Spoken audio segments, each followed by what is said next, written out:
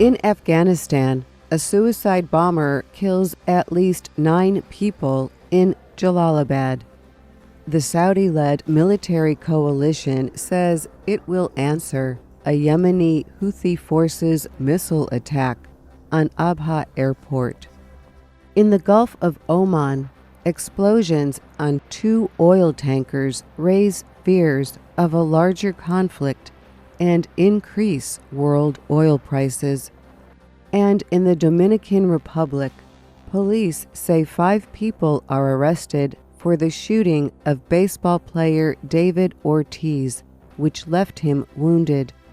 Reports say the suspects were offered about $8,000 to kill the former Boston Red Sox player.